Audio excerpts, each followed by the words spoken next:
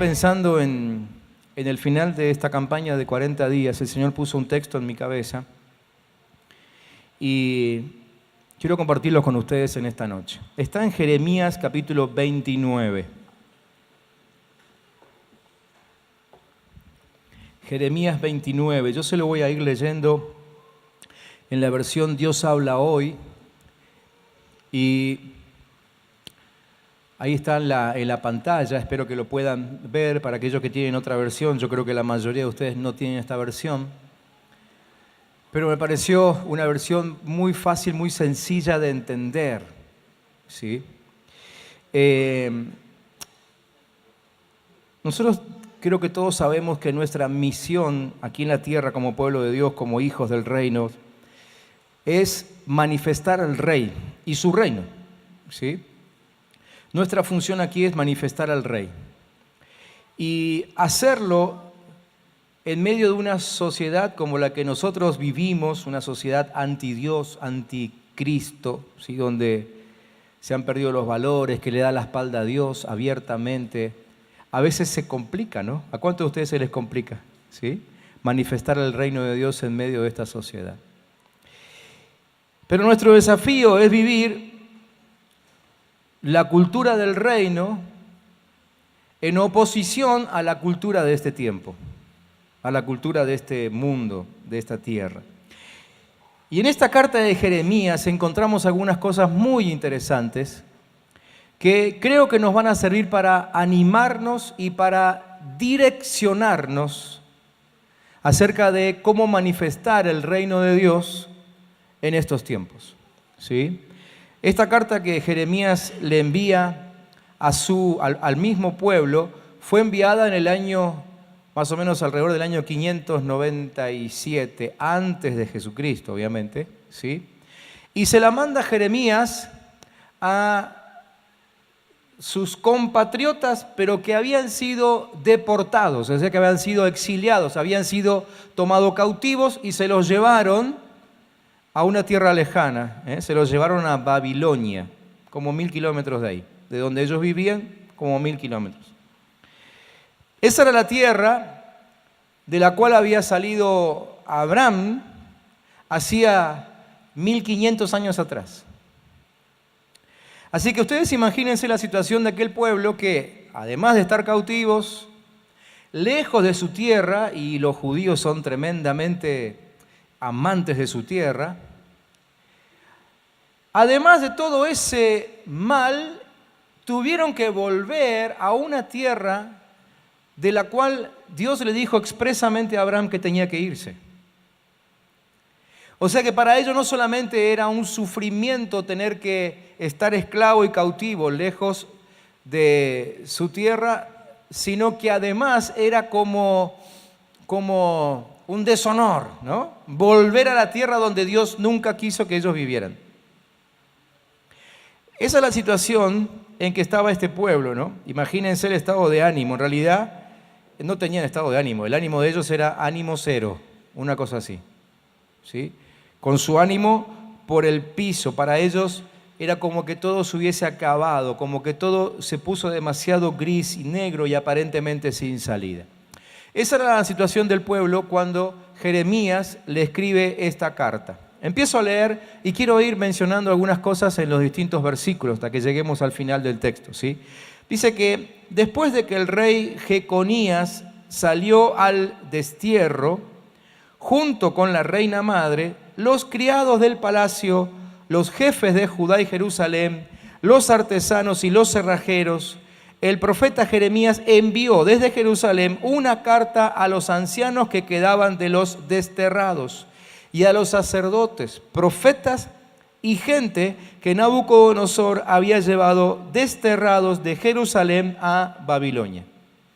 Esta carta fue enviada por medio de Elasá, hijo de Safán, y de Gemarías, hijo de Hilgías, a quienes Sedequías, rey de Judá, había enviado a Babilonia para presentarse ante el rey Nabucodonosor. La carta decía: así dice el Señor Todopoderoso, el Dios de Israel, a todos los que hizo salir desterrados de Jerusalén a Babilonia, y aquí hago la primera parada. El texto aquí en esta versión dice a los que hizo salir desterrados. En la mayoría de las otras versiones dice a los que hice transportar. ¿Quién dicta la carta, mejor dicho? Dios. ¿Quién se hace cargo del transporte de estos judíos? Dios mismo. Y nos da la primera lección, ¿no? Porque ellos estaban desterrados en un país lejano a causa de que habían sido conquistados, tomados cautivos, pero cuando Dios le escribe esta carta, les hace ver que en realidad quien los había deportado, desterrado, era Él mismo. Entonces, nos paramos aquí porque creo que aquí tenemos una primera lección para nosotros, porque si queremos tener paz en estos tiempos que corren, necesitamos ver lo que ocurre a nuestro alrededor, no según nuestros ojos físicos, sino según los ojos de Dios. Para nosotros todo lo que nos rodea está mal, para nosotros todo lo que nos pasa es producto o del sistema o del diablo, o alguien tiene la culpa. Pero difícilmente podamos entender que las cosas malas que nos pasan puedan venir de Dios. Dios le dice a este pueblo, yo los hice desterrar, yo los hice salir. O sea, ellos estaban en Babilonia por su desobediencia, eso es verdad, ellos habían sido desobedientes, eso es cierto. Pero ellos también estaban allí por la soberanía de su Dios y por lo que ese Dios iba a hacer a su tiempo. Hoy no vamos a hablar de lo que Dios termina haciendo con ellos, porque no viene al caso, pero ustedes pueden seguir después la historia si quieren en su casa y se van a enterar. Ellos están ahí por la soberanía de Dios, así que lo primero que tenemos para aprender este texto es que estamos donde estamos y nos pasa lo que nos pasa a causa de la soberanía de Dios. Es decir, como siempre suelo mencionar yo, nada está fuera de la mirada de Dios. A Dios no se le escapa nada. Dios nos agarra la cabeza un día cuando te ve a vos que estás sufriendo por algo y dice, mirá lo que le pasa a este pibe, nunca se me ocurrió que le pasaría esto. Dios no dice eso. Dios sabe exactamente lo que te pasa, Dios sabe por lo que atravesás, Dios sabe en lo que vas a terminar cayendo, Dios sabe de lo que vas a sufrir. Dice la Biblia que ni un solo cabello de tu cabeza cae en la tierra sin que Él se entere. Él lo sabe todo y aún las cosas que te pasan están vigiladas por su soberanía. Y es cierto también que Dios a veces tiene que permitir algunas cosas, como en el pueblo de Israel, para que ellos terminen aprendiendo a amar a su Dios, a amar a su tierra, a amar a sus hermanos, etcétera, etcétera, y todo el propósito que Dios tenía con ellos. Pero la verdad es esta, a Dios no se le escapa absolutamente nada. Muchas veces en la historia vemos eso. Bueno, en la Biblia lo vemos. ¿Se acuerdan que Jesús mismo tuvo que ser desterrado? Ni bien nació. Al poco tiempo se lo tuvieron que llevar a Egipto, ¿sí? Y uno dice, ¿pero cómo? ¿No lo había traído Dios para que libera a su pueblo Israel y ahora se lo tienen que llevar a Egipto porque hay un rey malvado que lo quiere matar? Pero nada estaba fuera del control de Dios. De hecho, fue Dios el que le avisó a su papá, a José, que se lo llevara. Y después de un tiempo volvió y Jesús hizo lo que tenía que hacer. Es un tiempo. Es un tiempo. Mientras escribía esto, recordaba cuando en los años 1940 y pico por ahí, el emperador de China, Mao Zedong, empezó una terrible persecución contra los cristianos. Fue quizás una de las peores persecuciones de nuestra era. Expulsó a todos los cristianos que pudo y a los que no pudo los mató. O por lo menos intentó hacerlo. Pero 50 años después, vemos que increíblemente la iglesia cristiana en China se duplicó. Creció al 100%. En medio de la peor persecución, por lo menos de la historia de ese país, la iglesia creció más que nunca. Es evidente que Dios tenía un propósito, ¿no? Entonces, necesitamos en este tiempo declarar la soberanía de nuestro Dios en Argentina.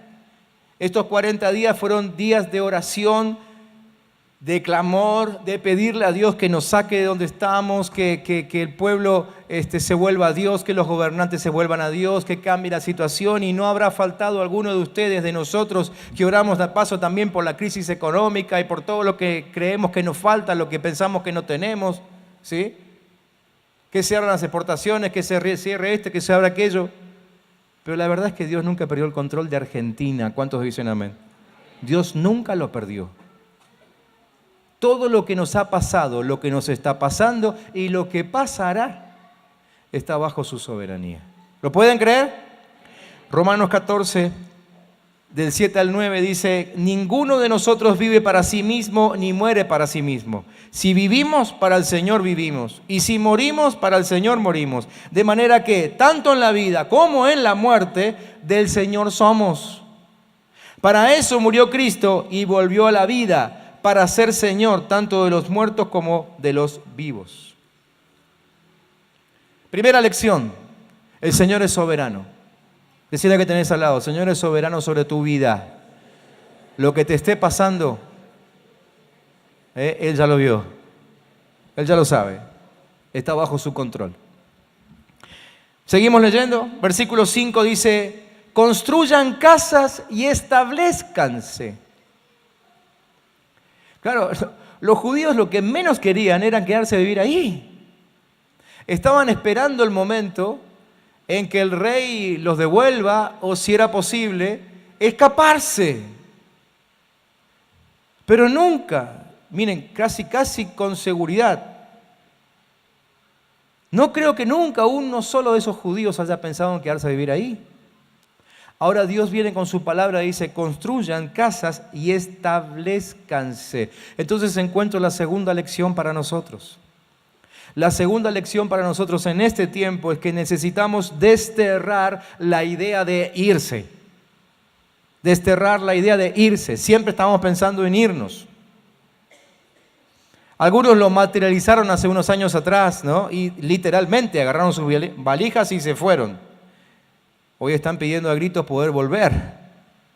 Pero no solamente el que se va físicamente a un país donde cree que va a estar mejor, sino que mentalmente siempre estamos queriendo irnos. Siempre estamos queriendo escaparnos.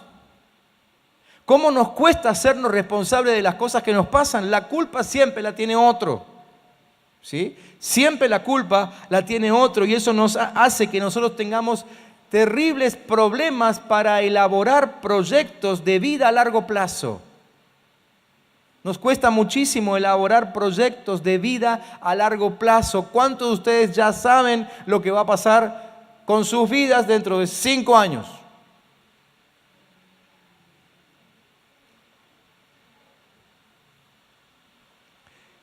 Qué difícil que es para nosotros planificar algo, y terminamos siempre declarando alguna de esas frases típicas, ¿no? Con este país nunca se sabe. ¿Qué es lo que estamos diciendo con esa frase? Que quien nos domina es el país. Por eso estamos como estamos. Entonces, aún los cristianos andamos con altos y bajos. ¿Por qué? Porque según anda el país, andamos nosotros, porque lo hemos declarado. Hemos declarado al país como rey, como señor de nuestras vidas. Y eso no puede ser así.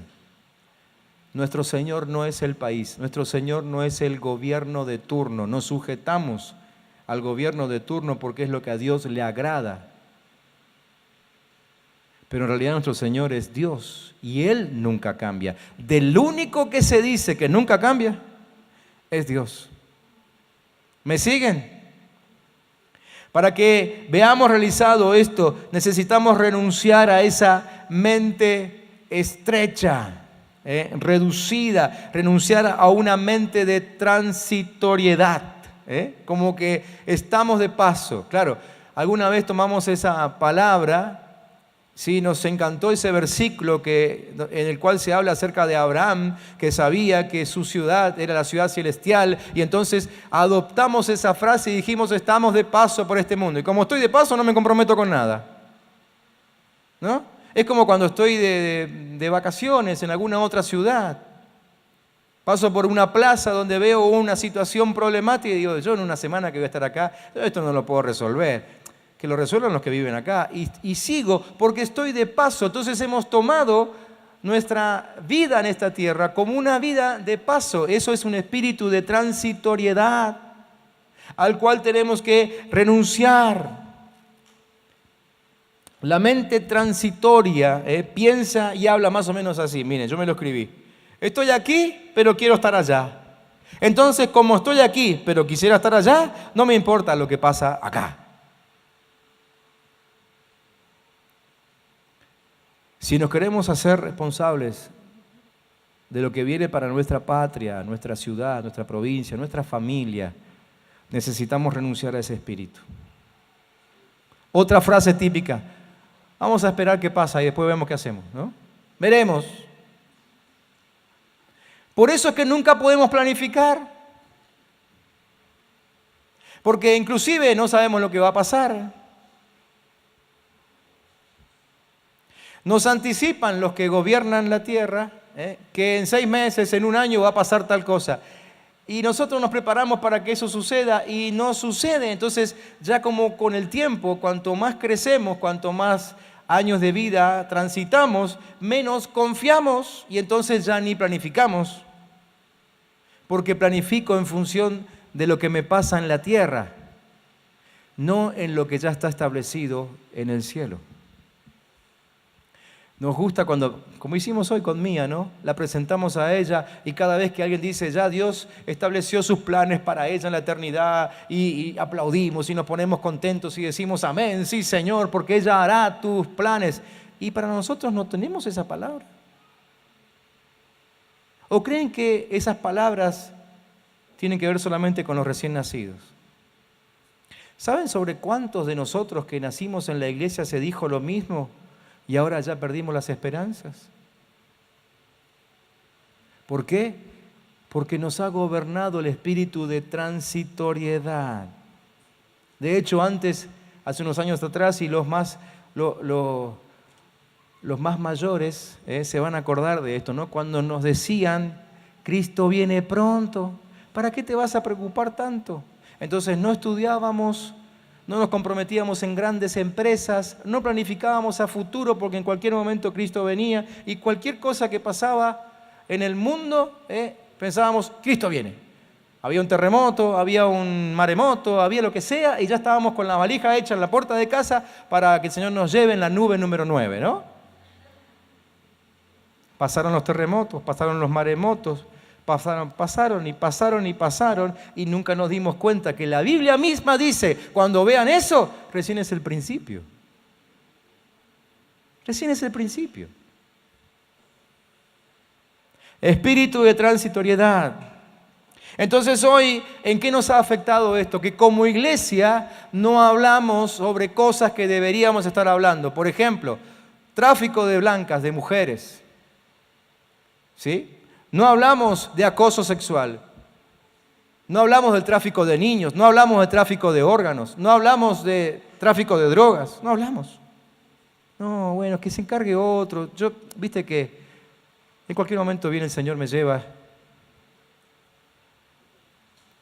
Tenemos que pedir a Dios por una mente y un corazón ancho y visionario, como el que tenía el rey Salomón. Dice Primera de Reyes 4:29 que Dios le dio a Salomón sabiduría y prudencia muy grandes y anchura de corazón como la arena que está a la orilla del mar. Este tipo de mentalidad tenía Daniel, el profeta. Daniel también fue exiliado. Era un adolescente cuando se lo llevaron exiliado, cautivo, ¿sí? Pero Daniel enseguida dijo, a mí las circunstancias no me van a manejar y viva donde viva, Dios seguirá siendo mi Dios. Y atravesó el reinado de 3 reyes y siempre la pasó bomba. Tenía una mente estrecha. Es más, sirvió a su tierra, sirvió a esos reyes, trajo palabra constante sobre el pueblo, el de él y el de sus enemigos. Todo el tiempo. Mente amplia. Dice el Señor, establezcan sus casas y habítenlas. Cuando leí esa palabra, habítenlas, se me cruzó otra frase. No vivan como indigentes. Que sean sus casas dignas de ser vividas. Esto puede tener que ver con la casa física en donde vivís. Que tu casa dé señales de que ahí vive un hijo del rey. Pero también puede significar en el ámbito en el cual estás. Que tu ámbito de vida emocional, no vivas como un indigente, no vivas todo el tiempo quejándote, no vivas cirugiando, cartoneando emocionalmente, siempre pidiendo un poquito de amor.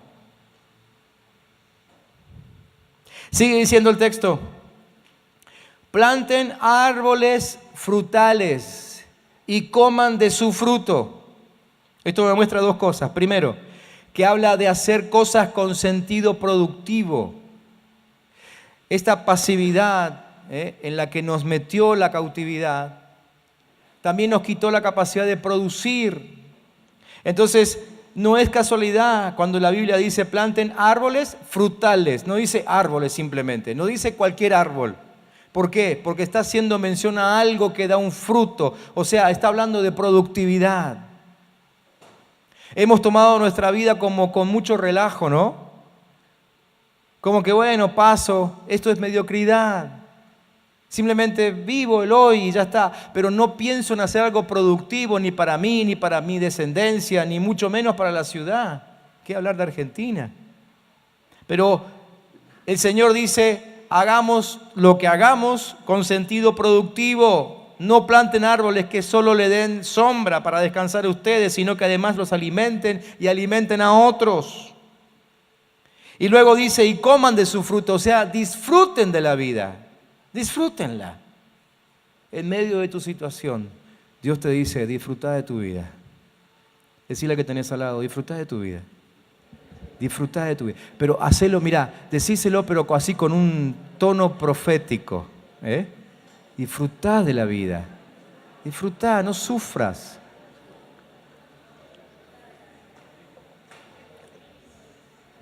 Versículo 6.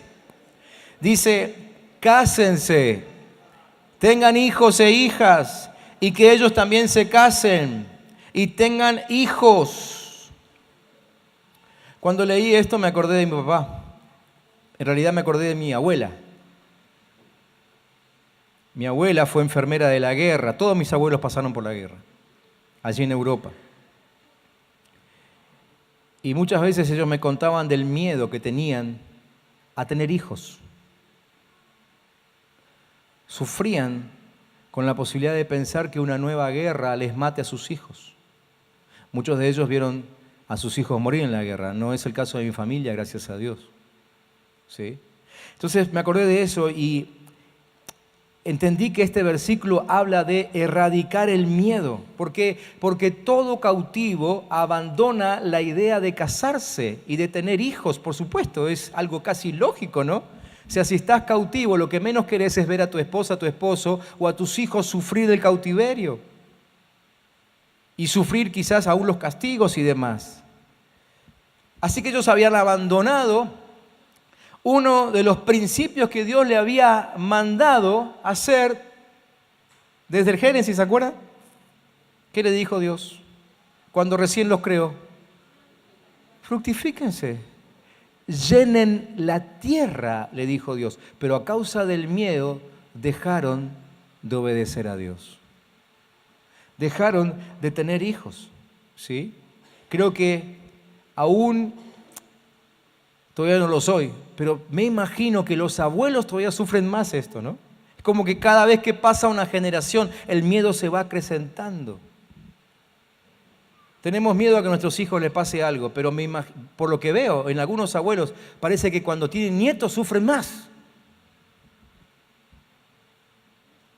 Padres, hijos, nietos. El Señor dice: no piensen en lo que hoy necesitan ustedes, en la libertad que hoy no tienen. Piensen en las generaciones que vienen, sus hijos. Dice la palabra que sus hijos gobernarán y dominarán el país. ¿Se acuerdan eso? Le doy la cita, Salmo 112, 3. Dice: los hijos de la gente honrada dominarán el país. ¿Cuántos honrados hay aquí? No sean humildes, pueden levantar la mano. Este es un texto para vos. A ver, levanten de nuevo la mano. Los honrados levanten la mano. Mientras tengan la mano levantada, les voy a leer un texto para ustedes. Dice que está hablando de ustedes. Los hijos de ustedes dominarán el país y serán siempre bendecidos.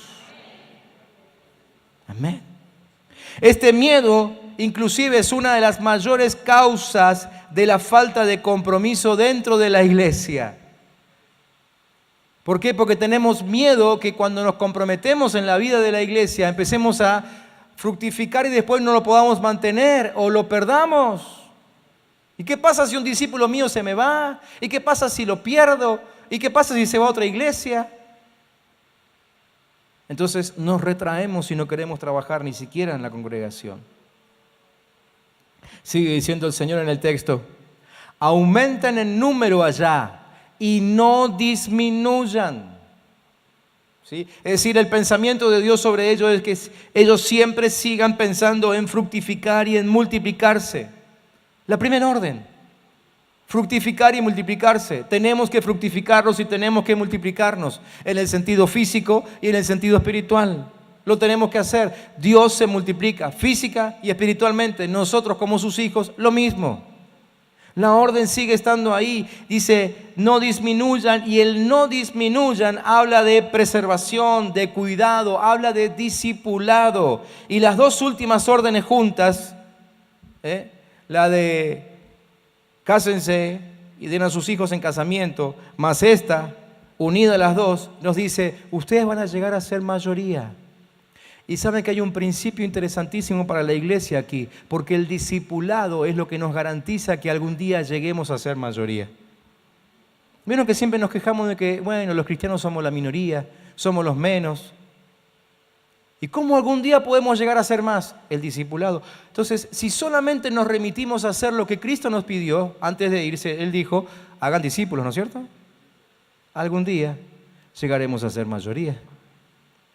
Y entonces nuestra tierra estará gobernada por principios divinos. Yo creo que tenemos que humillarnos y aún pedir perdón por nuestra flojera en cumplir ese mandato de Jesucristo de hacer discípulos. Nos quejamos, pero la clave que Dios nos dio no la usamos. Sigue el versículo 7. Trabajen en favor de la ciudad a donde los desterré. Trabajen. Lo que menos querían hacer los judíos era laburar para sus enemigos. Pero Dios le da una orden directa. Trabajen en favor de la ciudad a donde los desterré. ¿Sí? Ya hablamos de la soberanía de Dios, pero este versículo también nos hace entender que no podemos ser buenos cristianos por un lado y malos ciudadanos por otro. En la mente de Dios no cabe esta separación, ¿no? Si sos buen cristiano, sos buen ciudadano.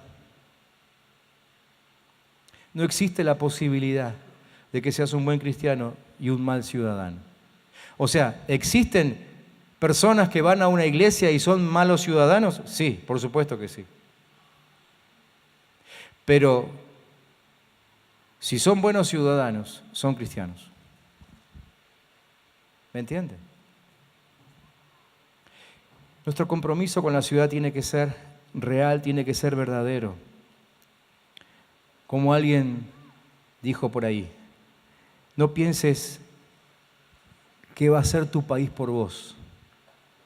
Pensá que vas a ser vos por tu país. Creo que esto tiene que ser una premisa para nosotros a partir de este día. Dejar de pensar lo que el país nos puede dar y empezar a pensar en lo que nosotros le podemos dar a nuestro país. Sigue el texto. Y pídanme a mí por ella, porque del bienestar de ella depende el bienestar de ustedes. O sea, para los judíos esto era una locura. ¿Cómo puede ser que si el bienestar... No puedo entender, decía un judío, ¿no? Que si la ciudad está bien, yo estoy bien. Si ellos están bien, yo estoy mal, porque eso significa que sigo cautivo. Pero Dios le cambia el parámetro y dice, si la ciudad está bien, ustedes están bien. Por eso le dice que trabaje para la ciudad. Ellos, como dice el Salmo 137, ellos solamente lloraban y deseaban la destrucción de Babilonia. Y es cierto que toda la sociedad está en falta con el Señor, pero también es cierto, como dijo el apóstol Pablo, que se debe orar por los que gobiernan y por todas las autoridades para que podamos gozar de una vida tranquila y pacífica con toda piedad y dignidad. Esto es bueno y agrada a Dios nuestro Salvador, pues Él quiere que todos se salven y lleguen a conocer la verdad. Eso lo escribió Pablo en su primera carta a Timoteo. Entonces necesitamos dejar de quejarnos por la situación actual y empezar a interceder. Yo sé que estos 40 días estuvimos intercediendo, pero no sé si la fuerte intercesión logró cortar con nuestra queja. Yo les diría que agreguemos a partir de hoy, además de seguir intercediendo por nuestro territorio, eliminar la queja por completo. Eliminemos la queja, recordando que Dios está en soberanía sobre todo. Dejemos de quejarnos por nuestra zona, por nuestro barrio, y empecemos a bendecir, a interceder, a instalar casas, familias de paz en medio de esos barrios. Nuestra familia tiene que ser una familia que lleve paz a esos barrios. Dejémonos de quejarnos por las empresas, por nuestros jefes, por nuestros capataces, por nuestros compañeros. Empecemos a orar por ellos. Empecemos a orar para que ellos empiecen a llegar a Cristo. Empecemos a llenar nuestros grupos de crecimiento, de compañeros de trabajo, y las cosas comenzarán a cambiar. Dejemos de quejarnos de los políticos, vamos a orar por ellos. Empecemos a interceder por los colegios, nos quejamos tanto de los maestros y de los paros y de esto y de aquello. ¿Por qué no empezamos una fuerte campaña de intercesión por ellos? Y que si alguien detenga las marchas esas que ya no las soportamos, que sea la mano del Señor. ¿Qué les parece? ¿No va a ser más seguro? Nuestro compromiso va por ahí. El beneficio es doble. Procura la prosperidad de la nación. Dice el Señor, pues si la ciudad prospera, también ustedes prosperarán. Mis planes para ustedes solamente yo los sé y no son para su mal, sino para su bien, dice el Señor. Voy a darles un futuro lleno de bienestar. Versículo 8, yo el Señor Todopoderoso, el Dios de Israel, les advierto esto, no se dejen engañar por los profetas y los adivinos que viven entre ustedes. No hagan caso de los sueños que ellos tienen. Lo que ellos les anuncian en mi nombre es mentira. Yo no los he enviado. Yo el Señor lo afirmo. El Señor dice, cuando se le cumplan a Babilonia los 70 años, fíjense, para ellos eran 70 años, no me importa los 70, lo que me importa es esto, el detalle del tiempo. Hay un tiempo, para tu vida hay un tiempo, para la iglesia hay un tiempo, para tu familia hay un tiempo. Para ellos eran 70 años, para vos pueden ser 7 años, pueden ser 7 días, pueden ser 7 semanas, pueden ser 7 horas y el Señor lo revierte. El tema es que sea en su tiempo, en su tiempo. El Señor dice, cuando se le cumplan a Babilonia los 70 años, actuaré en favor de ustedes. ¿Vieron? O sea, hay juicio ya decretado sobre tus enemigos, sobre eso que te acosa, sobre lo que te persigue, sobre lo que no te deja dormir, lo que no te deja ser feliz. Hay un juicio sobre ellos, hay un tiempo establecido. Dice, cuando se termine ese tiempo, actuaré en favor de ustedes. ¿Cuántos dicen aleluya, Señor? No los veo muy convencidos. ¿Cuántos dicen aleluya, pero de veras? Así, porque es como que, vieron que las imágenes siempre nos ayudan, ¿no?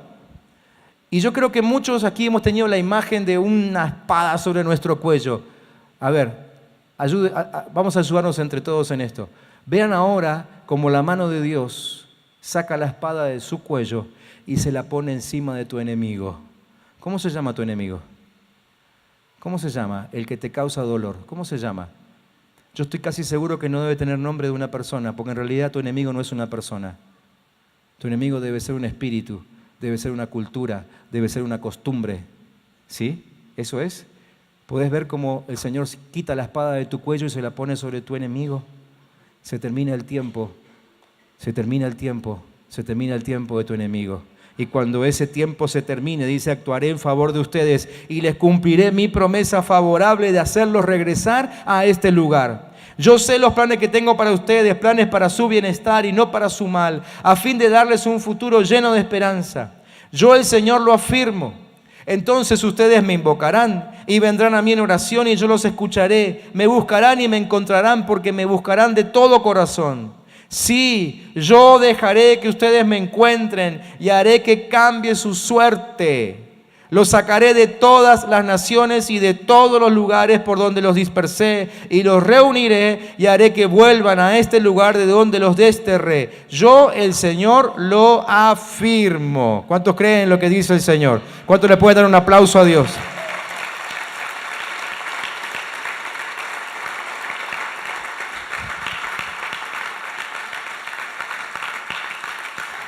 Quiero ir terminando para que nos tomemos un ratito para orar. Pero antes quiero que entendamos algunas cosas básicas que tienen que ver con nuestra nación, con nuestro país, con nosotros también. En primer lugar, cosas que me fui anotando. En primer lugar, nosotros siempre que hablamos de nuestros recursos naturales decimos que el territorio argentino es un territorio de riqueza, ¿sí? ¿Escucharon eso? ¿Cuántos de ustedes dijeron la Argentina es tan rica? ¿Lo dijeron o no lo dijeron?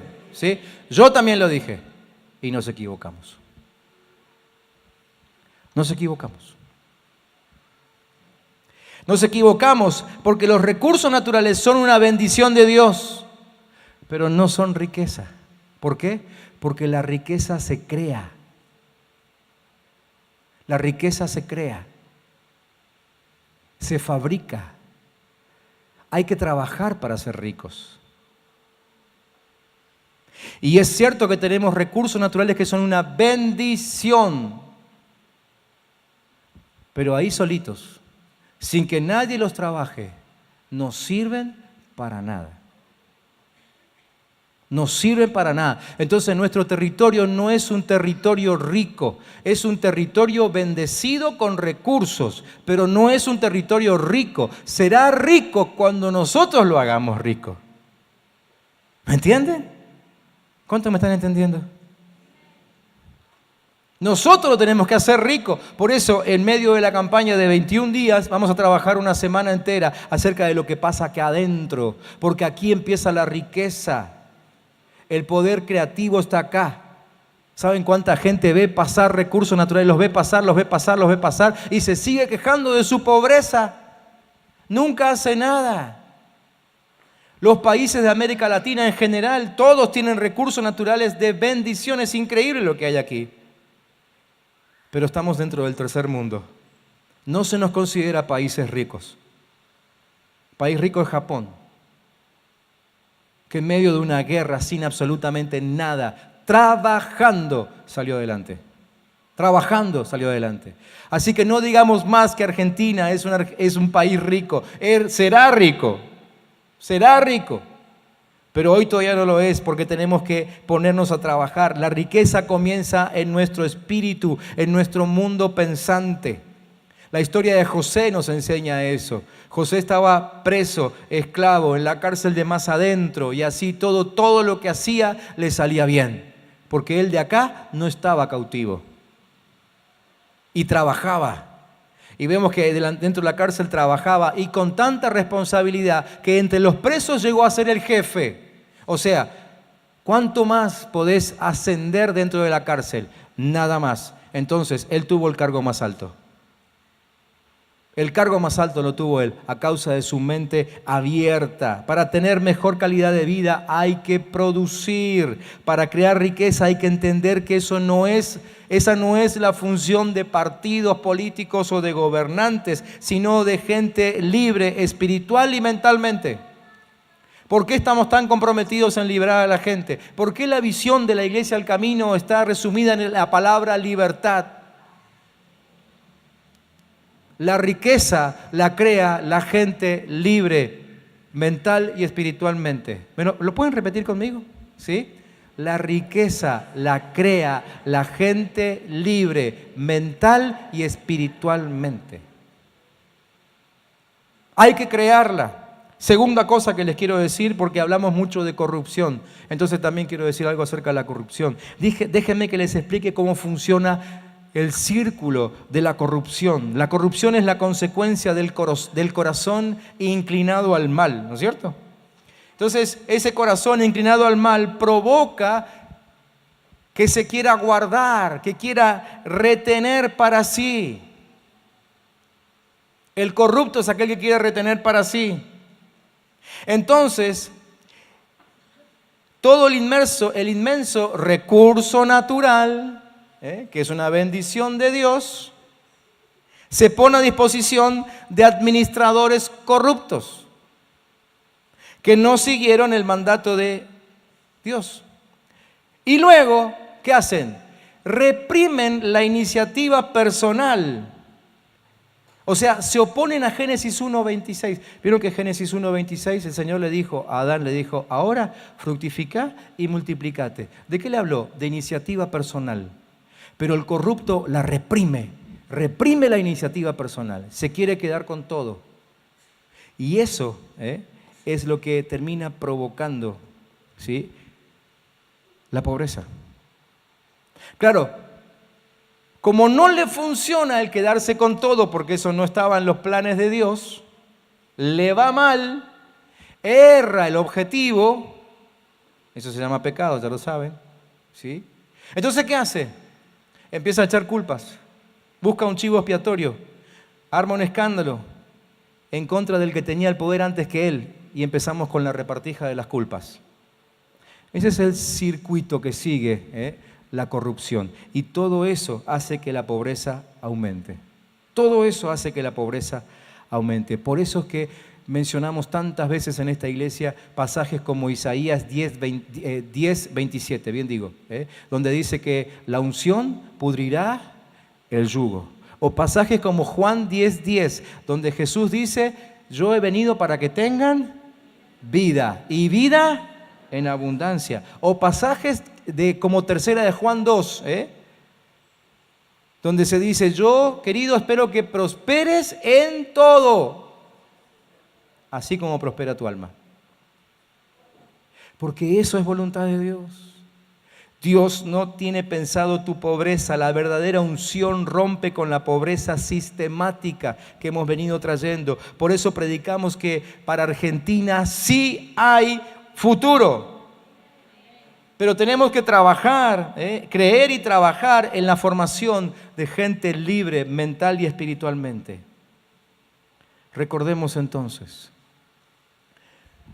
que la iniciativa privada, tu iniciativa personal, sofocada, es una estrategia del infierno. No es un gobierno de turno el que te sofoca. No es el nombre de alguien que te sofoca. Puede ser que esa persona, sin saber o a sabiendas, esté al servicio del infierno. Pero en realidad, ese sofocamiento es estrategia del infierno. Es estrategia del infierno. De ahí proviene el desempleo y la pobreza. El desempleo y la pobreza no vienen de un gobierno. ¿Sí? Desechemos ese tipo de frase. Nuestra guerra no es contra el gobierno. Nuestra guerra no es contra una plataforma política. Nuestra guerra es contra el mismísimo infierno. Cuando consigamos establecer el reino de Dios aquí, van a ver cómo los gobiernos de turno, crean o no crean en Dios, se tendrán que acomodar. Se tendrán que acomodar. Así es. Oremos entonces para que se caiga esa estrategia del infierno. Cuando nos dejamos dominar por una atmósfera deprimente, comenzamos a pensar en soluciones mágicas. Eso es lo que le pasó a la gente a la que Jeremías le escribió.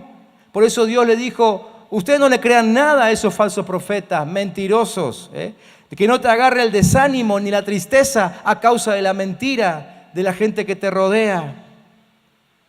No se consideren víctimas, considérense herederos del rey.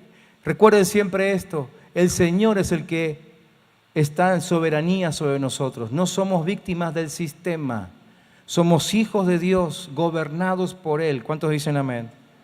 ¿Sí? Gobernados por Él. Por supuesto, existe la posibilidad de que te dejes gobernar por el sistema.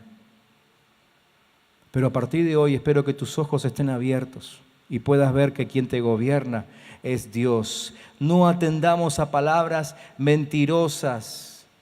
Empecemos a trabajar, a construir, a edificar, a discipular, a preparar una generación de hijos, nietos, sean físicos o espirituales, pero que sean santos, preparados para el Señor. Pongámonos a trabajar, porque la riqueza se crea, se fabrica.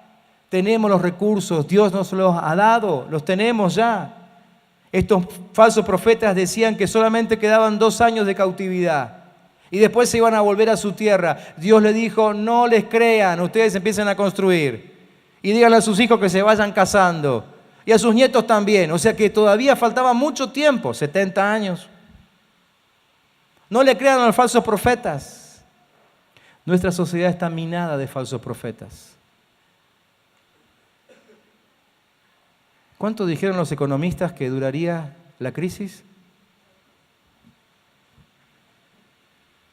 Siempre tenemos algún economista, ¿no? Por ahí, que dice cuánto va a durar la crisis. Yo no he visto muchos que le acierten. Solamente llevo medio siglo vivido, pero no he visto muchos que le acierten. Prefiero empezar a mirar lo que dice Dios. ¿Cuántos dicen amén? Entonces vamos a pedirle a Dios una idea, vamos a pedirle a Dios un poder creativo, vamos a luchar por nuestra casa, por el negocio que nosotros soñamos. No esperemos que nos lo dé el gobierno, ni ningún gobierno. Vamos a empezar a luchar nosotros con el recurso que Dios nos da. Y aún a pelearnos con el Señor mismo, en el buen sentido, porque muchas veces nos quedamos con que, claro, le preguntamos a Dios y Dios respondió no, pero a veces el no de Dios es simplemente un todavía no, porque está fuera de su tiempo. Pero llega el tiempo de tu sueño, llega el tiempo de tu sueño, llega el tiempo de tu sueño. ¿Cuántos lo pueden creer? ¿Cuántos toman esta palabra? Llega el tiempo de tu sueño, llega el tiempo de tu sueño. Tu negocio, tu casa, tu familia, llega el tiempo de tus sueños. Se trata de la petición correcta, esa petición dentro del tiempo de Dios. Vamos a determinarnos a levantar un linaje para el Señor, entender que el gobierno no crea nuestro futuro, no nos da prosperidad, es Dios el que lo hace. Deuteronomio 8, 17 y 18 dice, no se les ocurra pensar, toda esta riqueza la hemos ganado con nuestro propio esfuerzo. Deben acordarse del Señor su Dios, ya que ha sido Él quien les ha dado las fuerzas para adquirirla, cumpliendo así con ustedes la alianza que antes había hecho. La transformación nacional de nuestra querida Argentina se desarrolla cuando el pueblo de Dios asume su rol profético, cuando nos levantamos como voz de Dios y empezamos a hablar verdad. ¿Estamos listos para hacerlo? ¿Sí o no? Miren que si no entendieron, vuelvo a predicar. Y fue un mensaje medio larguito. Pero como vengo medio con el envión, no tengo problema. ¿Cuántos quieren empezar a orar y declarar lo que dice Dios? Y desechar lo que dice el mundo. ¿Se quieren poner en pie? Yo quisiera que estos próximos minutos empecemos a orar.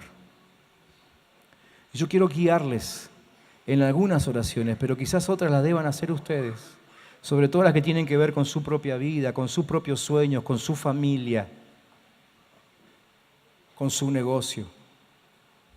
¿Sí? Pero yo quiero pedirles que esta noche empecemos a pensar en esto. Cerrá tus ojos, por favor, y quiero que te grabes esta frase. Quiero que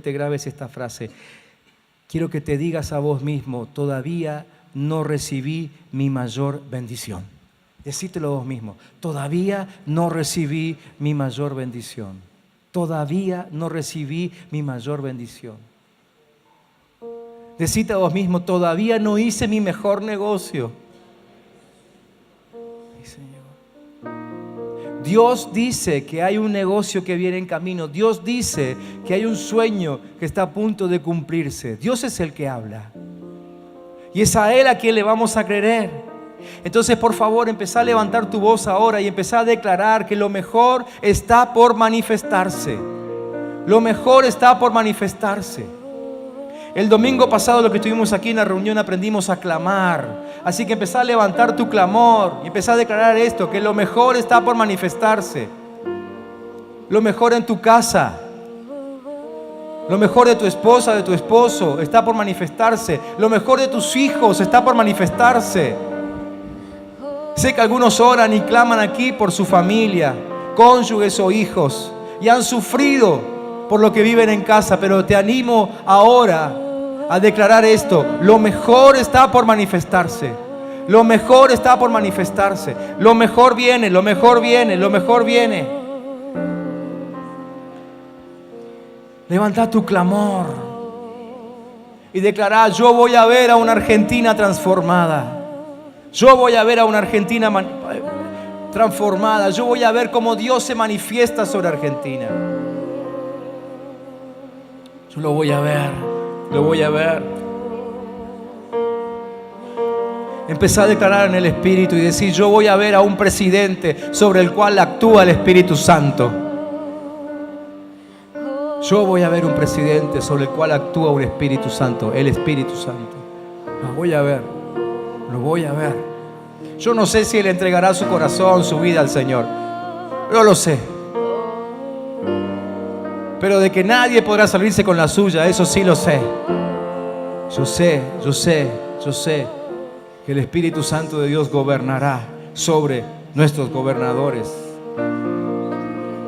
Declará: yo voy a ver a miles de líderes preparados para discipular a mi nación. Quizá con los ojos cerrados aún puedas empezar a ver que dentro de esos miles de líderes están tus propios hijos. Y puedas ver cómo ellos, tus hijos físicos, tus hijos espirituales, cómo ellos corren con el mensaje del Evangelio. Quizá puedas ver cómo ellos se van a desesperar en los próximos tiempos por predicar a Jesucristo, por mostrar de su amor, por vivir en sus principios. Declará conmigo: yo voy a ver a miles de líderes discipulando mi nación. Y si el Señor te lo muestra, entonces declará también: dentro de esos líderes están mis hijos. Dentro de esos líderes están mis hijos. Quizá todavía no te casaste. Quizá ni siquiera tenés novia o novio. Pero si el Señor pone esta convicción dentro tuyo, si el Señor te muestra que está por hacer algo en este territorio, comenzá a declarar y decir: yo voy a ver a mis hijos liderando la transformación en Argentina. Yo lo veo. Yo veo cómo se levantan en santidad. Habla santidad sobre tu casa. Declará que la santidad llega a tu casa. La santidad llega a tu familia. Declaralo en el nombre de Jesús. Declará que la santidad llega a tu tierra, a tu barrio, a tu ciudad. Hoy no podés salir a caminar de noche, pero declará que llega el tiempo de la paz en tu barrio. Llega el tiempo de la libertad en tu barrio. Declaralo en el nombre de Jesús. Declaralo en el nombre de Jesús. Declaralo, declaralo, declaralo. Declará que vas a ver cientos de edificios grandes preparados para entrenar gente y enviarlos a las naciones. Y que edificios que hoy se usan para corromper a la juventud, que hoy se usan para vender droga, terminarán transformándose en edificios donde se entrene la gente que irá hasta lo último de la tierra para predicar a Jesucristo. Declaralo en el nombre de Jesús. Declaralo en el nombre de Jesús. Y si el Señor te pone un edificio en la mente ahora, soltá la palabra sobre ese edificio, sobre esa dirección física. Declaralo en el nombre de Jesús. Es más, cuando pases por ahí la próxima vez, parate en la vereda de ese edificio y declará lo que el Señor te está mostrando ahora. Decí: en el nombre de Jesucristo, yo declaro que lo que Dios me mostró sobre este edificio se cumplirá. Y este edificio, que hoy es usado para corromper, será utilizado para discipular, para formar generaciones santas, fuertes, poderosas, aguerridas. En el nombre de Jesús. Declará que vas a ver a los empresarios cristianos industrializar Argentina. Ellos son los verdaderos responsables de industrializar la Argentina. No lo es el gobierno. Son los hijos de Dios los que tienen la capacidad de ver no solamente los recursos naturales, sino los recursos espirituales. Y ellos con sus empresas, ellos serán los que van a industrializar Argentina. Declararlo en el nombre de Jesús. Declará que se levantan empresarios cristianos. Declará que todo empresario cristiano que está por ahí del anonimato ahora comienza a sentir un tremendo fuego en su corazón. Un tremendo fuego en su corazón. Un tremendo fuego en su corazón. Declará que cada uno de esos empresarios va a declararse simplemente un empleado del verdadero dueño de la empresa, porque el verdadero dueño de la empresa es Dios. Que ya no vean a la empresa como su empresa, que empiecen a ver a la empresa como la empresa de Dios y que trabajen como que trabajando para Dios. Ellos son los responsables. Declará que vas a ver a tus nietos llenos del Espíritu Santo. Que la bendición que hoy estamos viviendo y la que viene en camino no se va a cortar nunca más. Declará que tus nietos van a vivir llenos del Espíritu Santo y van a ser poderosos guerreros, poderosos guerreros, poderosos guerreros, poderosos guerreros. Sí, Señor, en el nombre de Jesús. Miren, iglesia, yo sigo en el contexto de la presentación de Mía hoy. Todavía sigo ahí emocionado por eso. ¿Qué tal si como iglesia declaramos que todos los bebés que nazcan de este año en adelante y sean presentados aquí se transformen en poderosos guerreros para Dios? ¿Qué les parece? ¿Lo hacemos?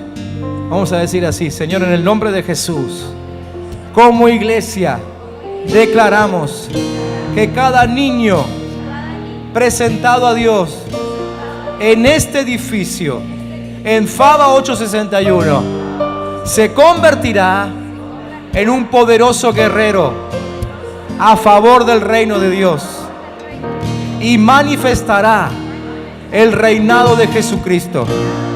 Lo veremos, con nuestros ojos lo veremos.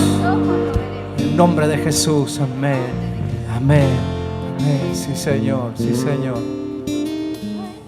Padre Santo, tu bendición viene en camino, Señor.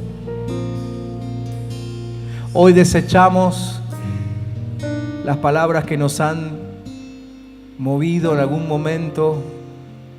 Hoy desechamos la palabra de los falsos profetas, llámense como se llamen, tengan el título que tengan, la profesión que tengan. En el nombre de Jesús desechamos eso y tomamos la palabra de Dios. Y Dios nos ha dicho que sus pensamientos son de bien para nosotros. Dios ha dicho en su palabra que a los que le honran, sus hijos gobernarán la tierra. Dios ha dicho que los que le obedecen no verán pobreza. Yo lo creo en el nombre de Jesús. Yo declaro hoy, si querés declararlo conmigo, que la crisis no me afecta, ni esta ni la que vendrá,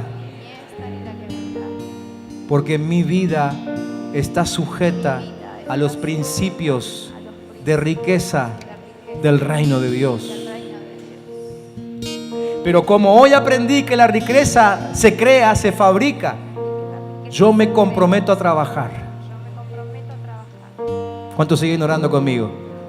¿Siguen orando conmigo? Digan: yo me comprometo a trabajar con los recursos que Dios me dio, los que están debajo de mis pies en este territorio, pero también los que tengo dentro mío, los dones, los talentos, las habilidades que Dios me dio. Yo declaro que tengo recursos en mí, dados por Dios, que harán de mí un fabricante de riqueza. Soy un fabricante de riqueza. En el nombre de Jesús. En el nombre de Jesús. En el nombre de Jesús.